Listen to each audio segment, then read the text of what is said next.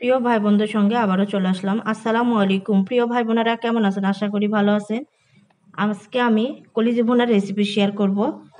খাসির কলিজি ভুনা। এখানে পানি গরম দিয়েছি। পানি গরমের ভিতরে পানি গরম করে নিয়েছি হালকা। হলুদ লবণ দিয়েছি। দিয়ে কলিজিটা আমি ফুটিয়ে ধুয়ে নিচ্ছি। ভালো করে পরিষ্কার করে নিতে হবে। এখানে কিছু আলু দিব। তো আপনারা এইভাবে কলিজি ভুনা কে কে খেয়েছেন আমাকে কমেন্টের মাধ্যমে জানাবেন। আর এই রান্নাটা পুরোপুরি রান্নাটা দেখবেন শুরু থেকে শেষ পর্যন্ত। তো আমি 2 রকমের মশলা নিব, বাটা দিব, গুঁড়া দিব, থেঁতা করা দিব। তো দেখলে বুঝতে পারবেন। এখানে আলুটা ভেজে নিব, সরিষার তেল হলুদ লবণ দিয়ে আলুটা ভেজে নিতে হবে। কলিজি ভুনাতে আমি আলু দিব, খেতে ভালো লাগে এই জন্য আলুটা ব্যবহার করব। আপনারা চাইলে দিবেন, না চাইলে দিবেন না। আর আমি যেভাবে রান্নাটা করেছি এই রান্নাটা আপনারা এইভাবেই করে খাবেন। এখানে আমি শুকনো মশলা দেখিয়েছি আপনাদেরকে। তো এগুলো মশলাই আমি আবার পিষা দিব, গুঁড়া দিব। এখানে আমি পেঁয়াজ দিয়ে দিলাম, সরিষার তেল পরিমাণ মতন দিবেন আপনারা। আর এখানে কিছু মশলা আমি বলে দিচ্ছি, হলুদের গুঁড়া, লবণ, ধনার গুঁড়া, জিরার গুঁড়া দিয়েছি।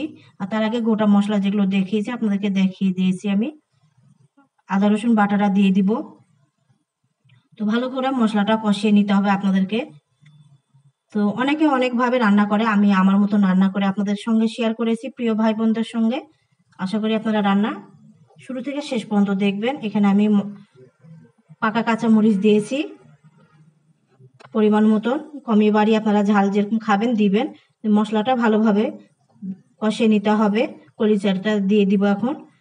তো এখানে তিলাই আর কলিজা আছে, খাসির তিলাই আর কলিজা। তো খেতে খুবই মজার, অনেকে খায় না। তো আপনারা এভাবে চাইলে রান্না করে খেতে পারেন। এখানে আদা থেঁতা করা, রসুন থেঁতা করা দিয়ে দিলাম। দিয়ে ভালো করে একটু পানি দিয়ে কষিয়ে নিব তিলাই আর কলিজাটা। তো অবশ্যই প্রিয় ভাই বোনেরা খাবেন, আপনারা এইভাবে রান্না করে খেলে গন্ধ করবে না।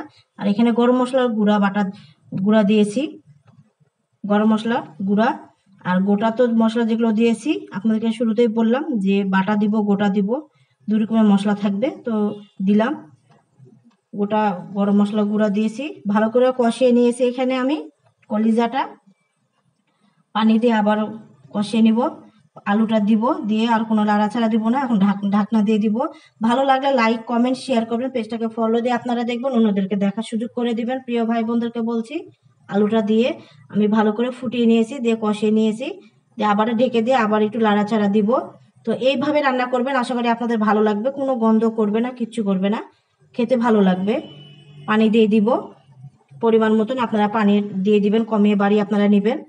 তো ইউটিউবের ভাই বোনেরা আমার পেজটিকে ফলো দিয়ে আপনারা দেখবেন। ধন্যবাদ পাতা দিয়ে দিয়েছি, আমার চ্যানেলটিকে সাবস্ক্রাইব করে আমার পাশে একটু থাকবেন।